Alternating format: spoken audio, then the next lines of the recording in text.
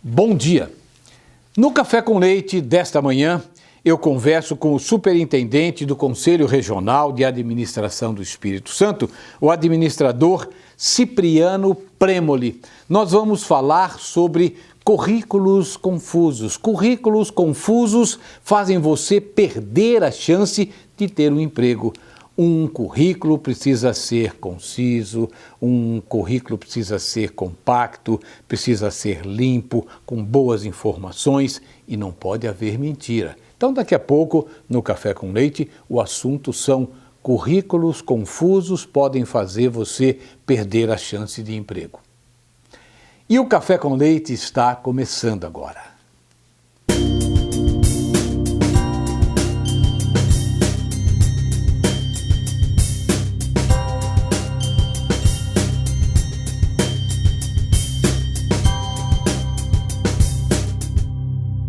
Muito bem, como eu já anunciei anteriormente, hoje eu converso com Cipriano Premoli, ele que é administrador e é superintendente do Conselho Regional de Administração do Espírito Santo.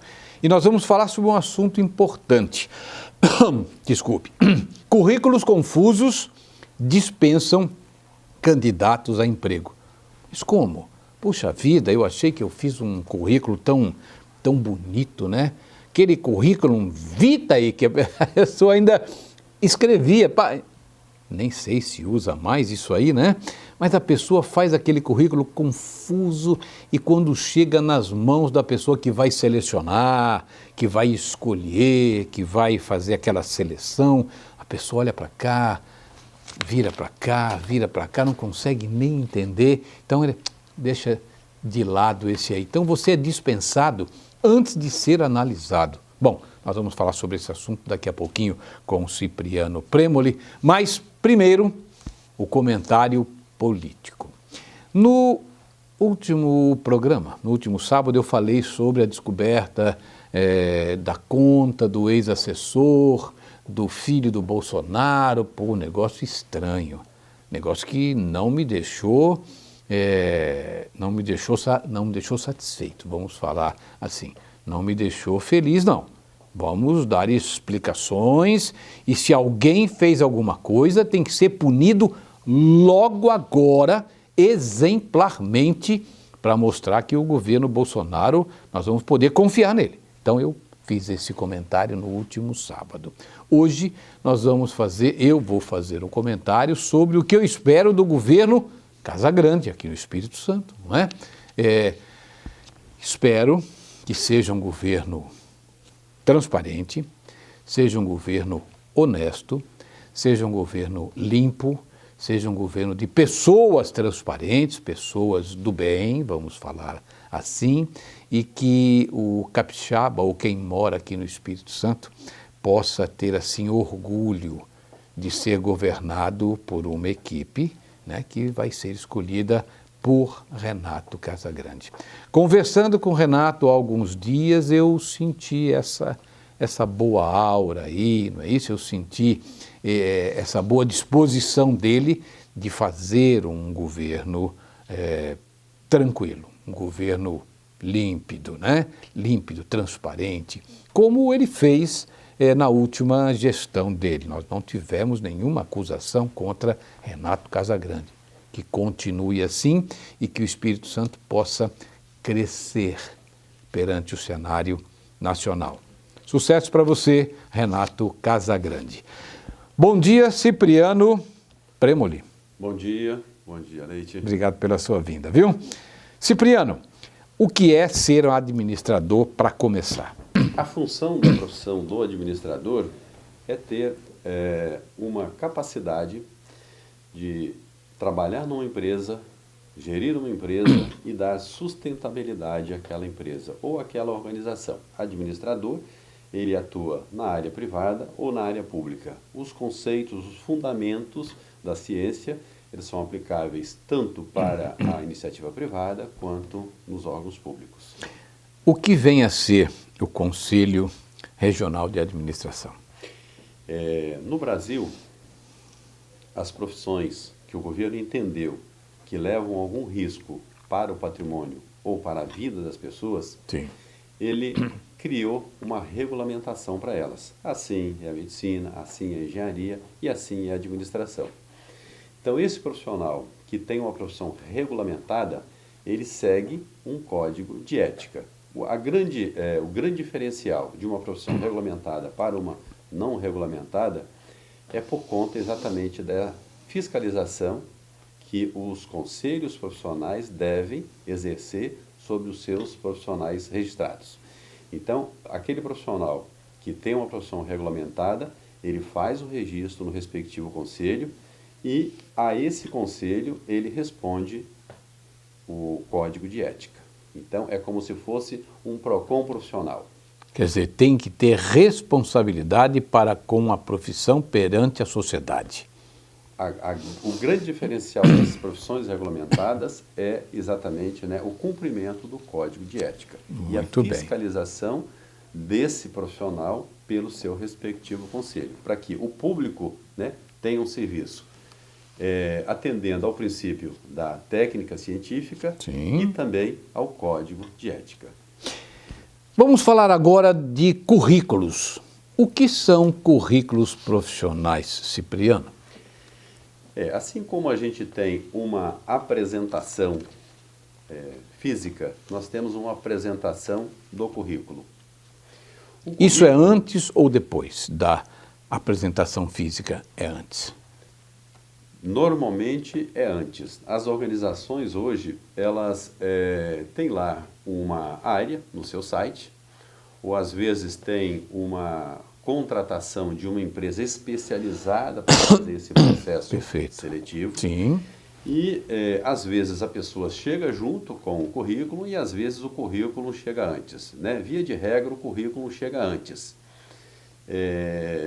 E aí, esse primeiro impacto, ele é um impacto muito relevante para o processo seletivo. Currículo, então, escrito, esse tradicional, é importante. Fundamental. As organizações ainda, né, são formais.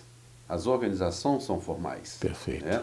Então, tudo aquilo que a gente fala de inovação, de indústria 4.0, né, das revoluções industriais, as organizações, elas têm essa percepção, conhecem isso, mas elas vão, né, um pouco mais devagar. É importante, então, a empresa conhecer primeiramente, através do currículo, quem é o funcionário que ela vai tentar escolher para cobrir uma vaga. É isso? A empresa já identificou que a fase mais importante que ela deve ter no momento que contrata uma pessoa é essa fase do processo seletivo, que inicia pelo currículo. Quer dizer, é importantíssimo. Importantíssimo. Eu escuto dizer, nós estamos começando a falar sobre currículos, né? Eu escuto dizer, antes de falar de currículos confusos, de currículos mentirosos, também é importante a detecção das mentiras num currículo. Não é isso mesmo? Hoje nós temos, assim, muitas mídias, várias mídias, né? E nós temos aí um instrumento, né, de uma condição, uma capacidade extraordinária, que é o Big Data. A gente pega todas as informações a respeito daquela pessoa. Informação que ocorreu durante toda a sua trajetória profissional. É possível isso, então? Isso é possível. Mídias sociais, né? As empresas, né, antes de fazer uma contratação, via de regra, vão, né, nas mídias sociais para conhecer como é essa pessoa fora, né, daquela estrutura do seu currículo. Porque ela pode ter um currículo bom, mas um comportamento ruim. Isso, hoje, ele está tendo uma relevância extremamente forte, né? Os sistemas de avaliação anteriores, eles tinham muito o foco nas metas de produção. Sim. Né? Porque todo sistema, ele veio para serviço, mas antes ele foi pensado, criado para a área de produção, das indústrias. Sim. E isso tem se transformado bastante, né?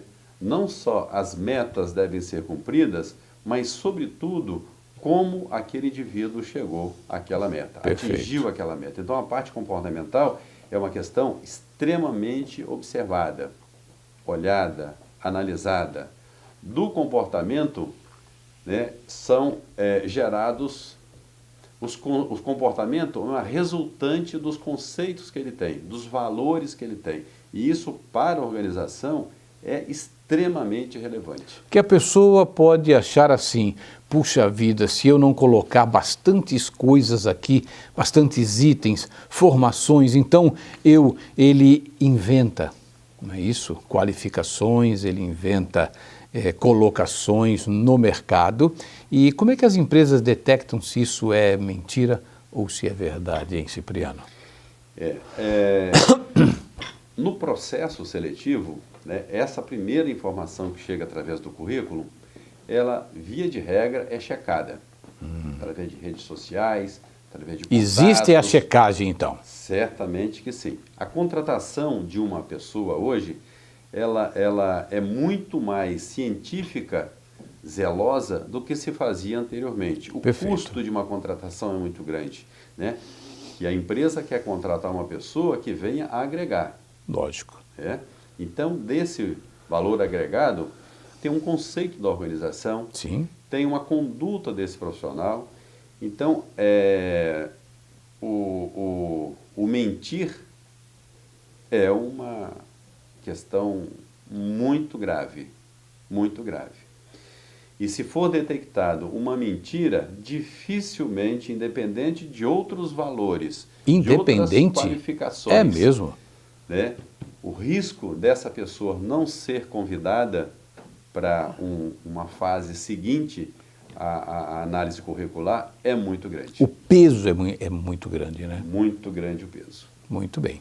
Bem, no segundo bloco, dentro de instantes, nós vamos então entrar na confecção de currículos confusos, né? Como é que funciona isso aí e como é que você pode perder uma chance de emprego se você não tiver um currículo bem feito. Daqui a pouquinho eu volto a conversar com Cipriano Premoli. Me aguardem.